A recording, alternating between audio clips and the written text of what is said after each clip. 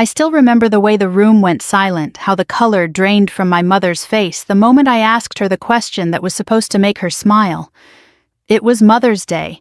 I had flown home on a 48-hour leave window hoping to surprise her with flowers, a warm hug, and the reassurance that the $6,000 I'd been sending every month had finally taken some weight off her shoulders.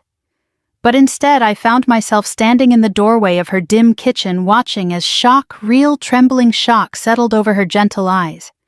And then came the moment that still echoes in my memory. My father and my deadbeat brother opened the back door at the exact second she whispered the truth. Actually, the church has been helping me. That was the moment everything changed. But long before that door opened, before betrayal stepped into that little kitchen, I'd started the day with nothing but hope. I arrived in my hometown just after noon. It was one of those crisp May days where the sunlight feels gentle, filtered through wisps of cloud. The air smelled like fresh-cut grass and the last hint of spring rain. I'd driven straight from the airport, still wearing my Navy work blues, something that always made Mom smile because it reminded her that her daughter had made something of herself, something she'd once whispered she never dared to dream for me. I parked in front of her small, weather-worn house. The siding could have used a coat of paint and the front steps sagged just a little. But it was home, or at least it used to be. I carried a bouquet of lilies, her favorite, and a small wrapped gift, a delicate silver necklace with a pearl pendant I'd picked up at a shop in Norfolk before flying out. As I walked up to the door, I rehearsed how I was going to ask her. "Mom, are you finally able to relax a little? Is $6,000 enough for you and Dad?" I'd been sending the money faithfully every first of the month for over a year. It was supposed to ease her worries. It was supposed to prove that all the years I'd spent in the Navy were worth something. I knocked lightly and let myself in as I always did. Mom's house had never been one where you waited outside. "Mom, it's me," I called. Her voice floated from the kitchen, surprised and warm. "Sweetheart, oh my goodness. What are you doing here?" I stepped inside and handed her the flowers. She pressed them to her chest like they were something precious, something she hadn't held in a long time. That should have been my first clue.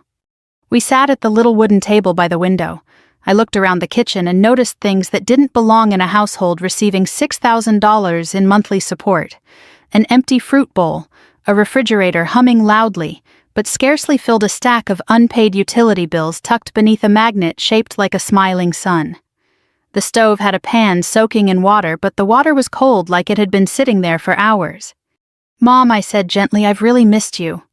She smiled, but her eyes shifted downward. "I miss you too, honey. You never stay long enough." I reached across the table to squeeze her hand. "I came because I wanted to make sure you're okay, and I wanted to ask you something important." She blinked, curious. "What is it?" I took a slow breath. "Are you enjoying the $6,000 a month I've been sending you, Mom?" Her reaction was immediate and devastating. She froze. Her fingers tightened around the flower stems until one of the petals crumpled. Her eyes searched my face almost as if she thought I was joking. Then her breath caught. What money?" she whispered. I felt a cold ripple go through me. "Mom, the money I've been sending. Every month. I send it to Dad's account because you said he handled the bills. $6,000. You didn't know." She shook her head slowly, disbelief clouding her features. "Sweetheart, the church has been helping me." I stared at her. "The church? What do you mean the church has been helping you?" She opened her mouth to explain, but a sudden noise from behind us made us both jump. The back door creaked open. I turned.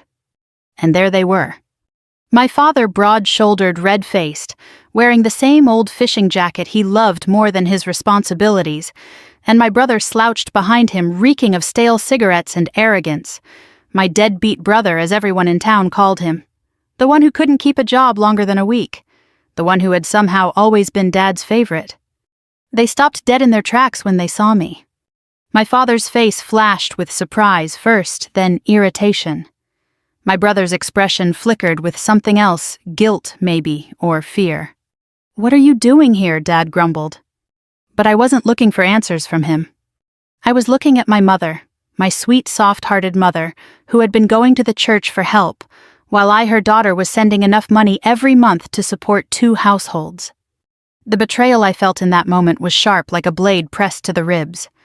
My father looked at the flowers, the necklace box, my uniform. He frowned.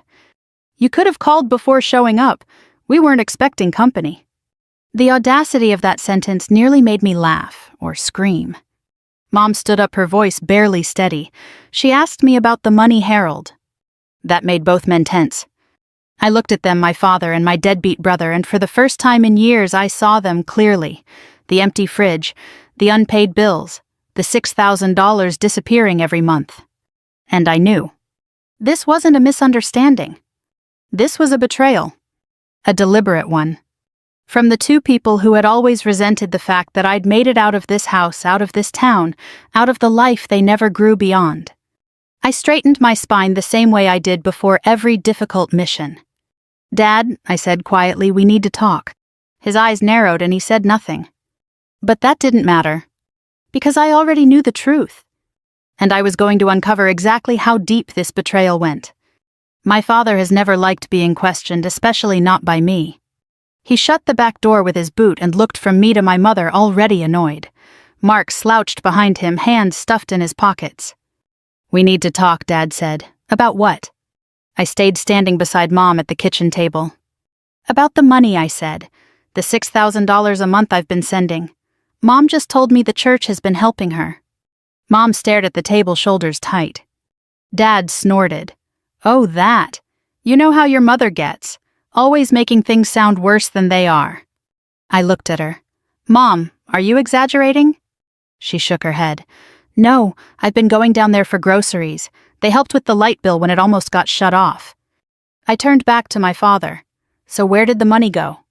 He finally met my eyes. "You really gonna come into this house and start interrogating me like I'm one of your sailors, Miss Navy Big Shot?" "I'm asking a basic question," I said. "I've been wiring $6,000 a month so Mom wouldn't have to worry. Today I found out she's still worrying. So where did the money go?" Mark let out a short laugh. "You always did love drama." "Stay out of this, Mark," I said. Dad pulled out a chair and sat down. "Life's expensive. Taxes, gas repairs, insurance. I've been handling it. That's what you wanted. You send money, I manage things." "Then explain something to me," I said. "The roof still leaks over Mom's bedroom. The fridge is almost empty. She's going to the church pantry for food. And I've sent you $72,000. Where did it go?" Mom's hand flew to her mouth. Dad's jaw tightened.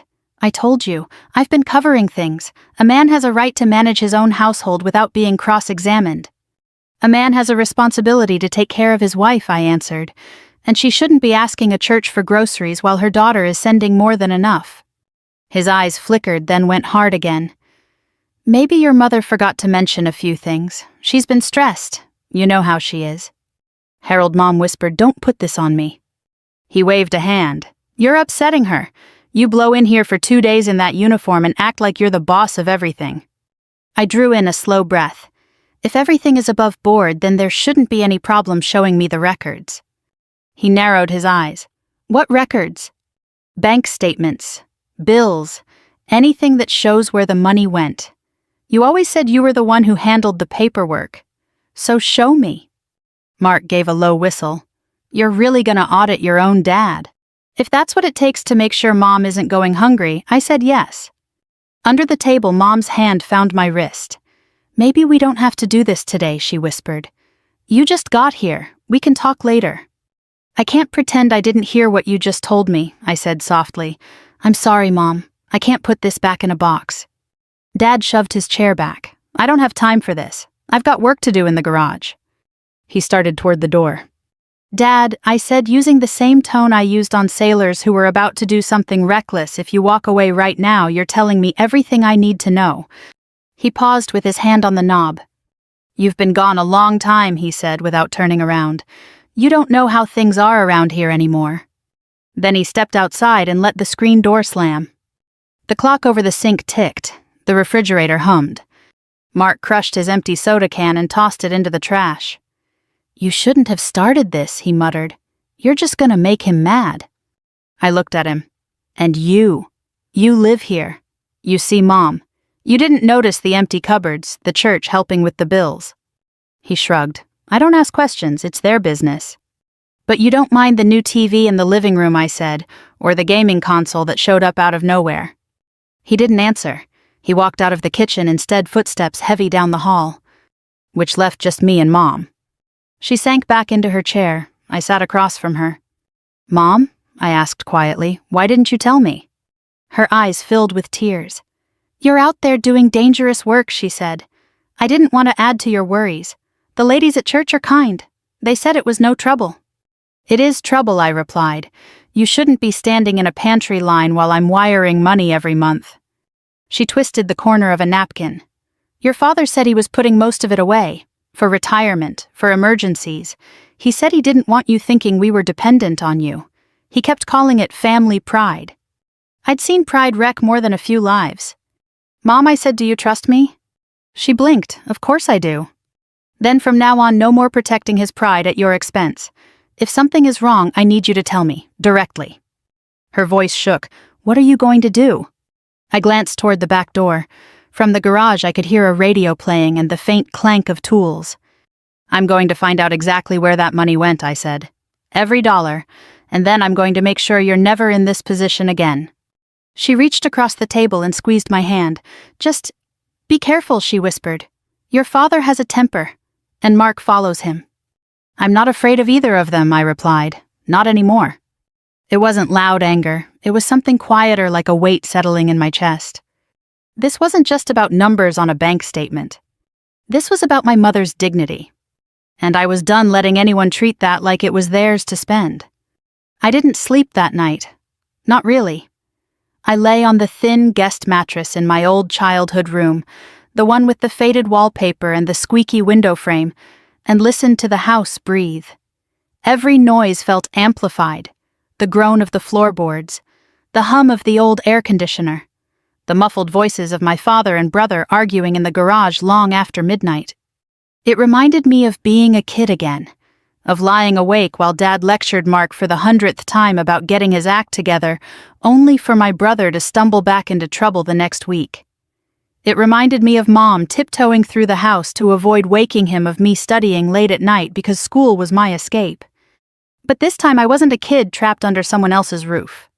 I was a grown woman, a Navy officer, someone with resources, responsibility, and the ability to see the world clearly even when home tried to blur it again. And I had a mission now. By 7 in the morning I was dressed and out the door before anyone else stirred. Mom had left her keys on the counter, so I took her old sedan to the First Methodist Church, the same one she'd attended my whole childhood. When I walked inside, the scent of fresh coffee and old hymnals filled the air. Volunteers were stacking canned goods in the fellowship hall. The church wasn't wealthy, but it was warm, honest. A place where people did the best they could with what they had. A middle-aged man in a blue polo approached with a welcoming smile. "Can I help you, ma'am?" "Hi," I said. "I'm looking for Pastor Reynolds." His eyebrows lifted. "He's just in his office. One moment." A minute later, I was led into a small room lined with books and framed photos of the congregation at picnics and baptisms. Pastor Reynolds stood to greet me.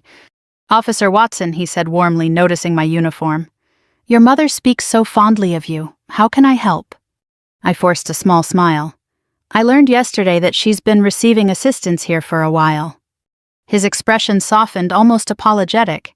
"Yes, she comes by every few weeks. A little food help with the power bill. She never asks for much, always so grateful." My stomach twisted. "Did she ever mention that I send money home every month?" He shook his head. "No. In fact, when I spoke to your father last fall, he said everything was under control. He told me they were managing well and that he preferred the church not get too involved." A cold wave washed over me. He said that I asked quietly. "Yes," the pastor replied. "I assumed he had his reasons." I nodded stiffly. "Thank you for your help, Pastor. I'm glad she has this place." He touched my arm gently. "Your mother is a good woman. She deserves peace." Peace, something she hadn't known in years. I thanked him again and walked back outside, the spring wind brushing against my cheeks. I sat in the car for a long moment, gripping the steering wheel until my knuckles whitened. Dad had lied to the church. He had lied to Mom. And he had lied to me. Not by accident, not because of confusion, but deliberately. I knew then what I had to do. I drove back home around 9. The house was quiet except for the faint clatter of dishes, Mom humming softly as she washed the breakfast plates. She turned when I entered the kitchen. "Oh, you're back early. Did you sleep at all?" "A little," I said. "Mom, I need to ask you something, and I need the truth even if it's uncomfortable." She dried her hands nervously. "All right. Has Dad ever shown you the bank transfers, the statements, anything proving the money was going where it should?"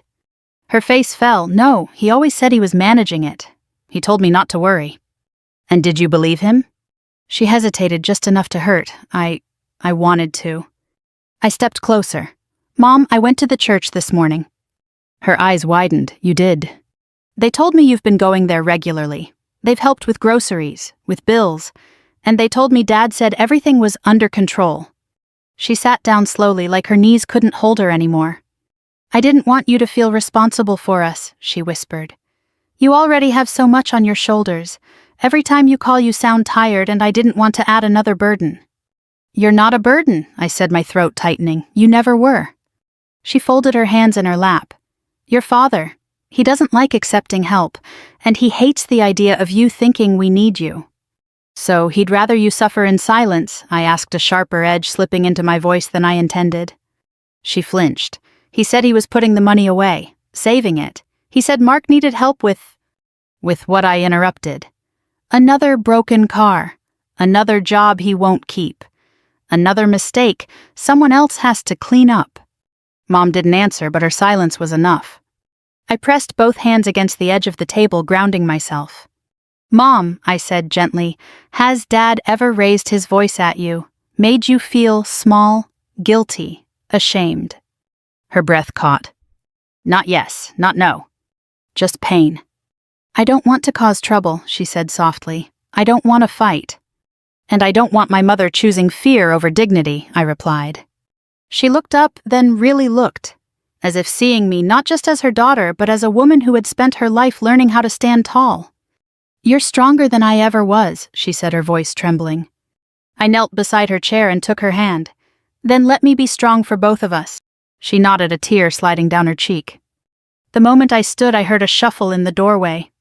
I turned. Mark was leaning against the wall, arms crossed, watching us. "You done?" he said, rolling his eyes. "You seem to love making Mom cry." I stared at him. "She's crying because of what you and Dad did." He shrugged. "We didn't do anything. Dad manages money. I mind my own business." "Except your business seems to be living off money that wasn't meant for you." His jaw twitched. "You don't know what you're talking about." "I know enough," I said, "and I'm about to know everything." He scoffed, but there was fear behind it. Real fear. I stepped past him toward the living room, speaking without turning back. "Get Dad, we're having a family meeting." Mark kicked the floor lightly. "He's not gonna like that." "He doesn't have to," I said. "He just has to show up." For the first time since arriving home, I felt something solid, something steady rising in my chest. Not anger, not revenge. Clarity. This wasn't just about money. It was about truth. And truth was a battle I'd spent my whole adult life trained to win.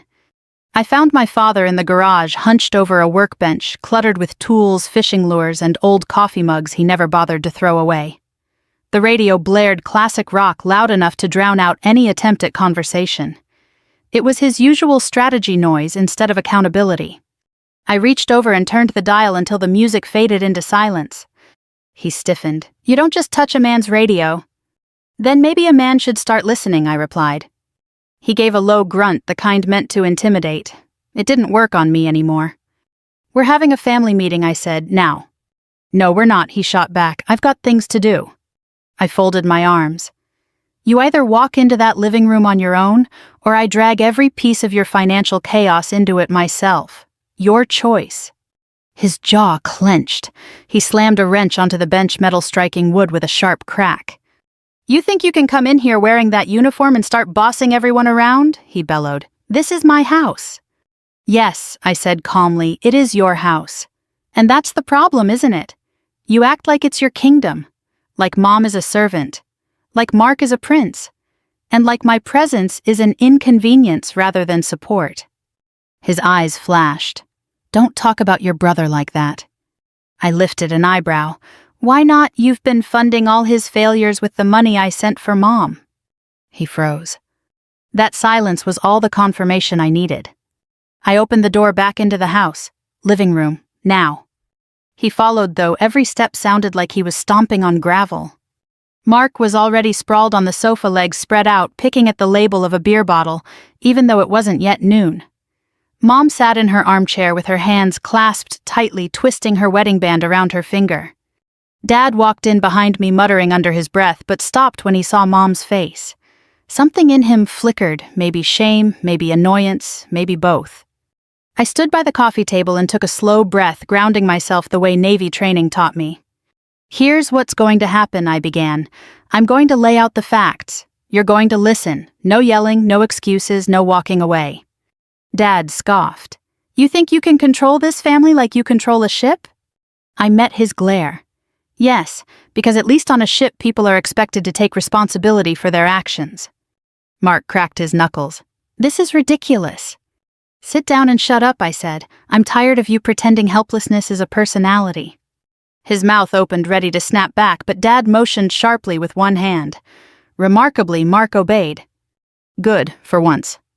I pulled my phone from my pocket, screen ready. "I've been sending $6,000 every month for over a year," I said. $72,000 in total. All of it transferred directly to Dad's account. Mom flinched at the number. Dad crossed his arms. Mark's eyes flickered. I scrolled through the bank statements and held the screen out. "Here are the transfers, every month, same day, same account." Dad didn't look. Mark pretended not to care. Now I continued, "Let's walk through the withdrawals." Mom whispered, "Please don't fight." "This isn't a fight," I said softly. "This is the truth." I tapped the screen again. "Here's $1,200 spent on a new TV the month the roof started leaking. Here's $300 on a gaming console when Mom was skipping meals to make groceries last longer. Here's $1,500 for car repairs on Mark's truck, despite him not having a job." Mark bristled. "You needed responsibility," I cut in. "You got handouts." I turned to Dad. "You spent the money on everything except what it was for Mom's well-being." Dad's face reddened. "I'm the head of this household. I decide what the money goes to." "You misused funds that weren't yours," I said. "You took from Mom. You took from me." Mom spoke up timidly. "Harold, is it true?"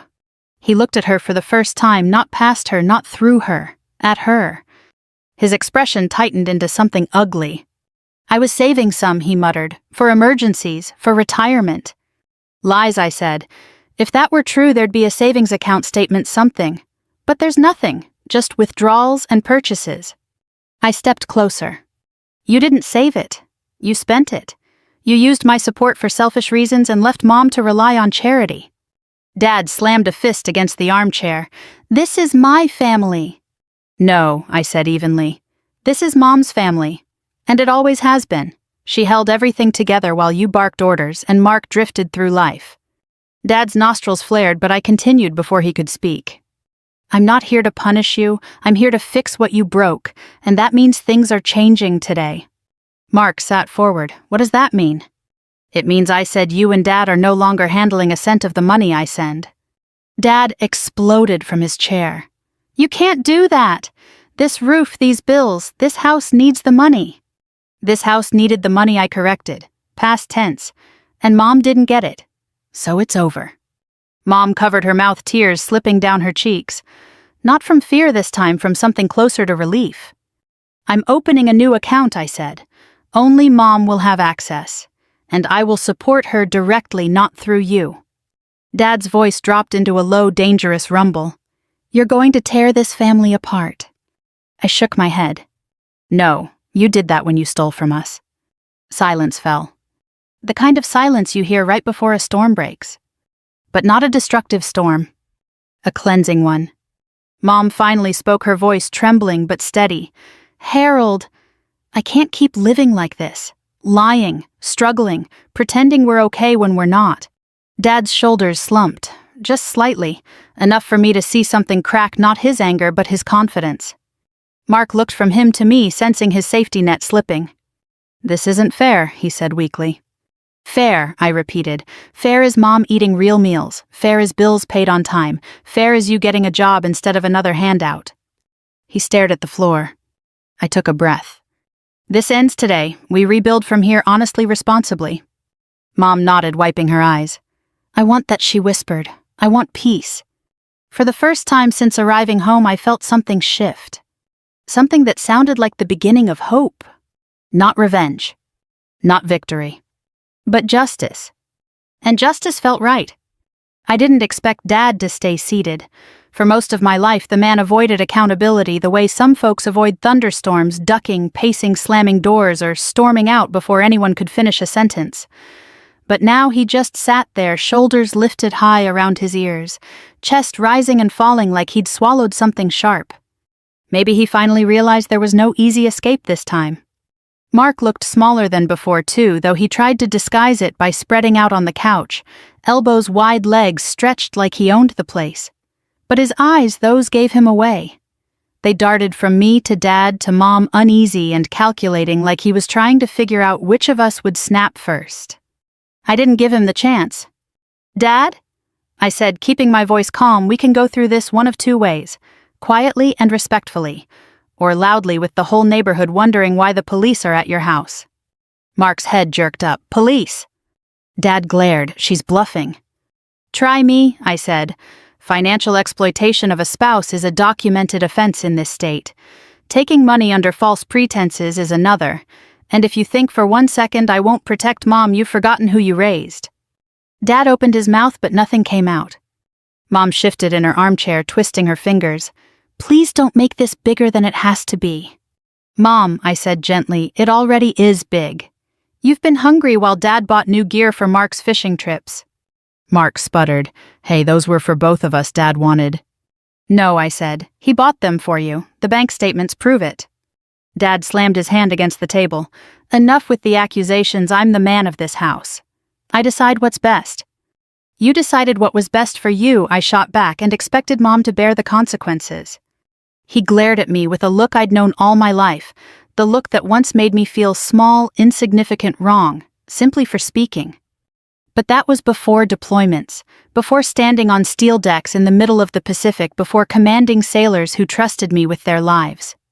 I'd earned a backbone stronger than anything his temper could break.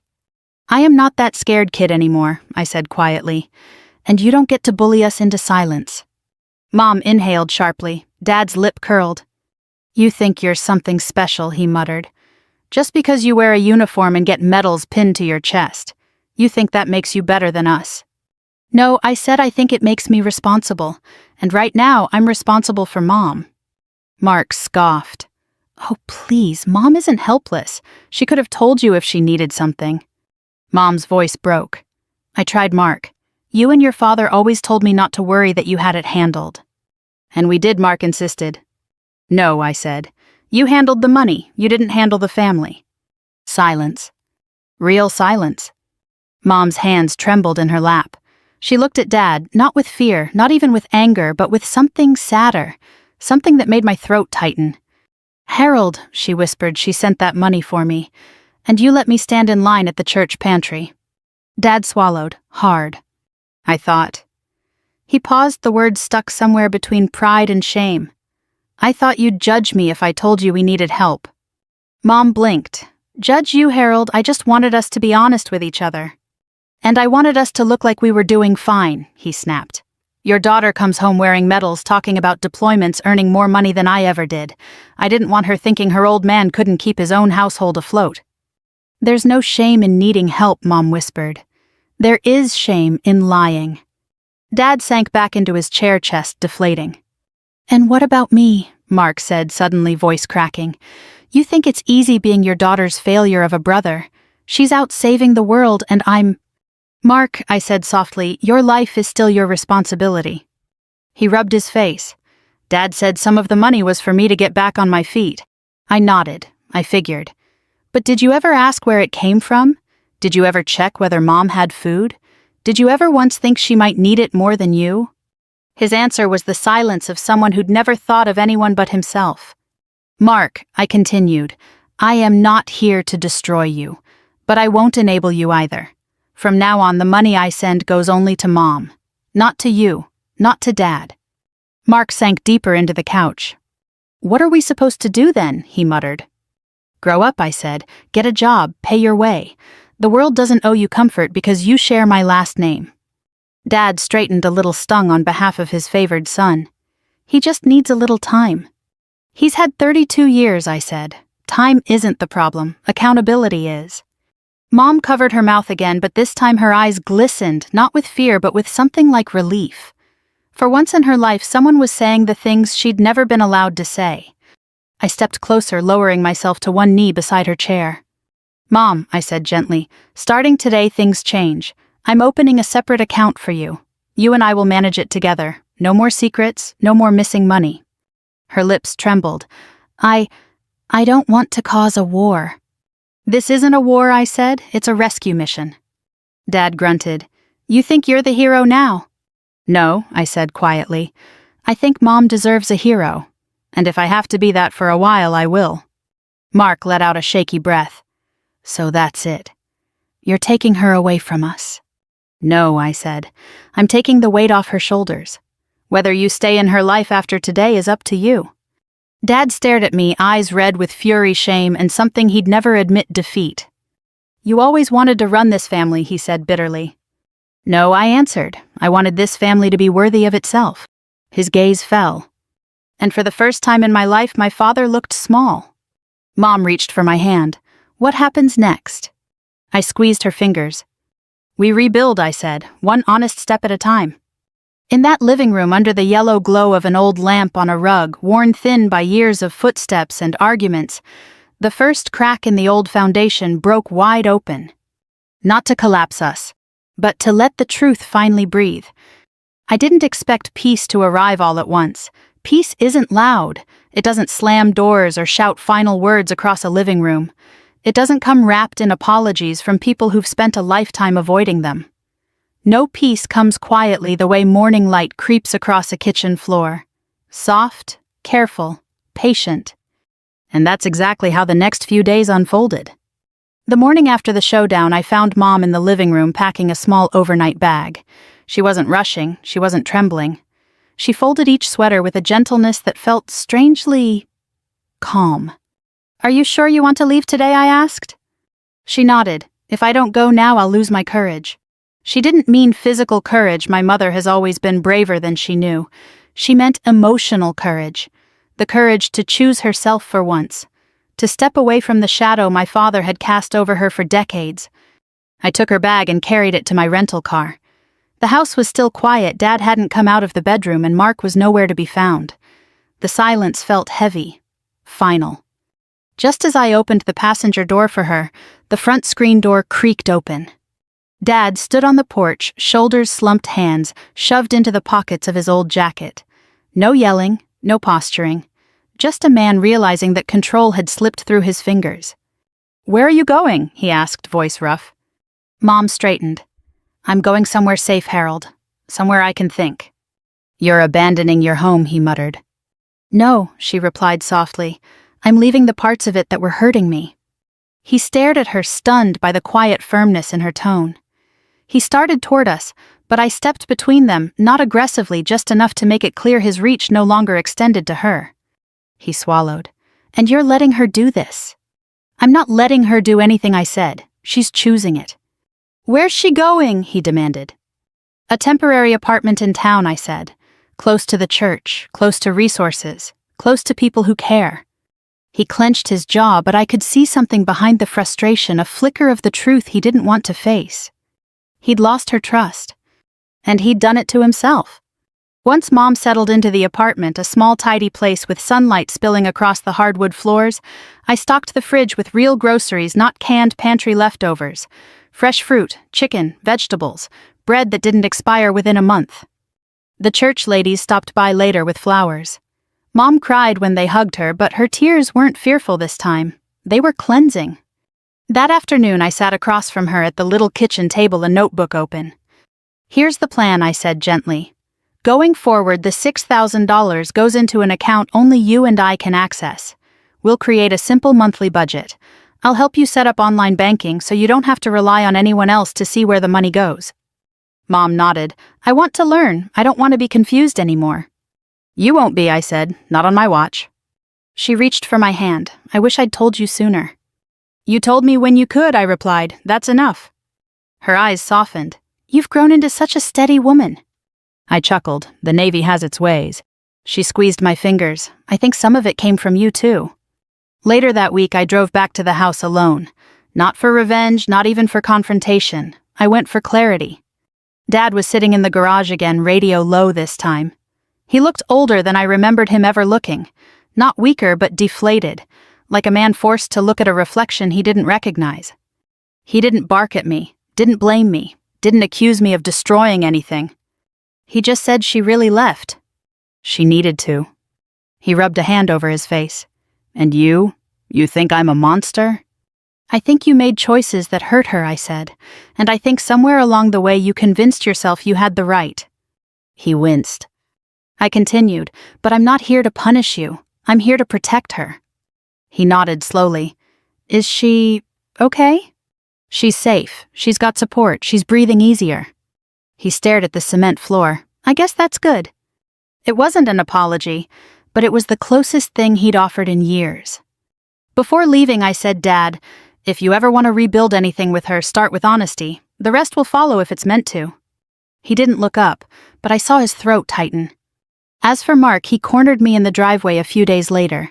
He shuffled his feet, hands shoved into his hoodie pockets. "So, Mom really gone?" "Yes," I said. "She needed space." He nodded, jaw tight. "Dad's been moping. House feels weird." "It feels honest," I corrected. He frowned. "So what happens now?" "That depends on you," I said calmly. "If you want a relationship with Mom, show her you can be accountable. Get a job, pay your own way. Stop leaning on a system that wasn't meant for you." He swallowed. "And if I don't?" "Then you stay exactly where you've been," I said, "and life won't get easier." He stood there for a long time, not arguing, not sulking. Just thinking. Maybe for the first time in years. That evening I sat with Mom on her new couch, watching the sun dip beyond the rooftops of the quiet neighborhood. "You look lighter," I said. She smiled. "I feel lighter." "You're not going back there," I said, not as a command, but as reassurance. "No," she whispered. "I'm going forward, with you." I leaned my head against her shoulder, one step at a time. For the first time in months, maybe years, my chest didn't feel tight. The anger had softened into something else: resolve, purpose, a quiet sense of rightness. This wasn't revenge in the loud, angry sense. It wasn't victory shouted from rooftops. It was justice. And justice, I'd learned, comes with peace attached. Mom's apartment became a kind of sanctuary over the next few weeks, the kind of place where sunlight felt warmer, where silence didn't sting, and where every small sound felt like part of healing rather than part of a storm waiting to break. She hung her curtains with the help of some ladies from church, placed a thrifted lamp on the nightstand, and even started baking again her lemon pound cake, filling the apartment with a scent I hadn't smelled since childhood. It amazed me how quickly someone can bloom when fear is no longer the soil beneath their feet. One Saturday morning, I sat across from her at the kitchen table, this one sturdy clean with no unpaid bills shoved underneath a magnet. We were reviewing her new budget, something she was slowly gaining confidence about. "You really think I can manage all this?" she asked, eyes bright with a mixture of hope and doubt. "You're already managing it," I said. "You've just never been allowed to feel capable." She touched her chest. I forgot what that felt like. I smiled. "It looks good on you." There was a gentle knock at the door. Mom froze, not with fear, but with uncertainty. I stood and opened it. Mark. He looked different. Still tired, still awkward, still shifting from foot to foot the way he always did when uncomfortable. But there was a humility in his expression I'd never seen before.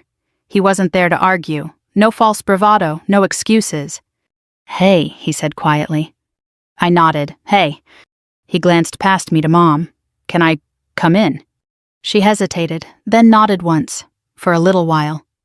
He stepped inside as if entering a museum, carefully, reverently looking around at this new chapter of hers. He sat down stiffly across from her, hands clasped. I got a job," he blurted. Mom blinked. "You did?" "Yeah." At the hardware store, starting Monday. He cleared his throat. Dad didn't like it, but I think he knows he can't keep doing things the old way. I studied him. There was sincerity there, fragile but real. That's a start, I said. He nodded. I want to do better. For myself. For Mom. His voice softened. I didn't know how bad things were.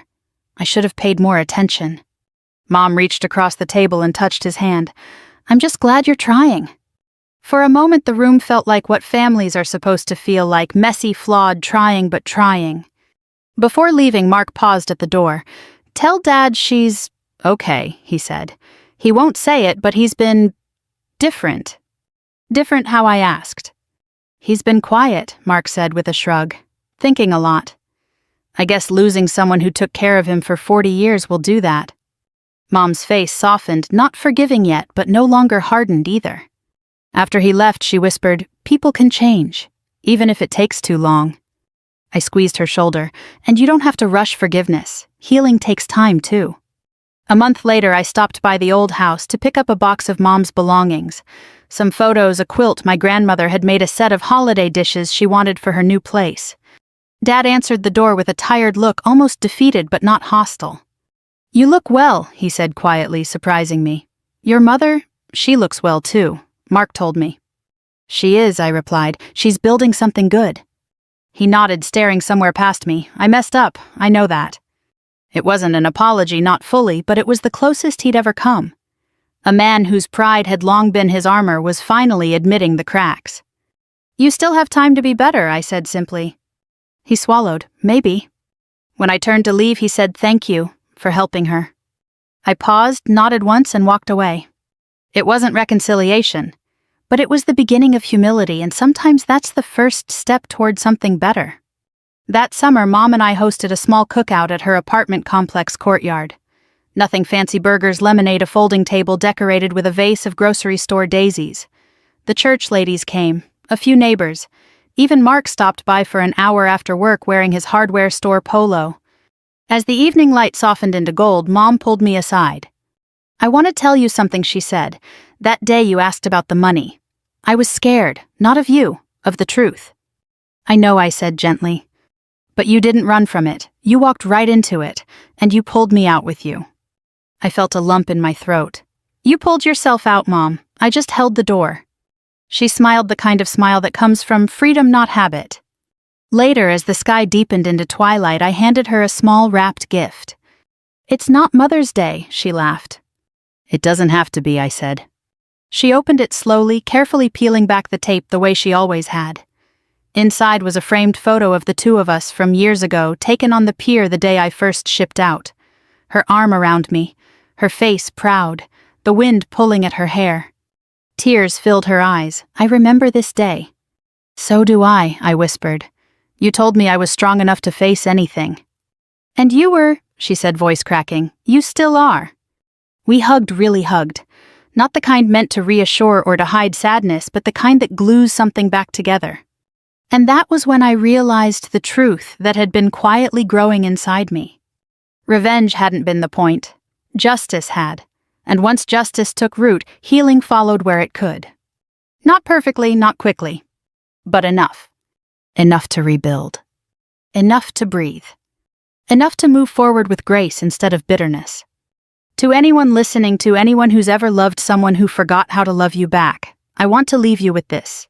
Family doesn't become stronger by hiding broken pieces. It becomes stronger when someone brave enough holds them to the light. So if this story touched something in you, if it made you think of your own mother or your own past or the things you wish you'd said sooner, share it. Talk about it. Remember it. And if you want more stories like this, stories about truth, resilience, second chances, and justice served with heart, stick around. We're just getting started.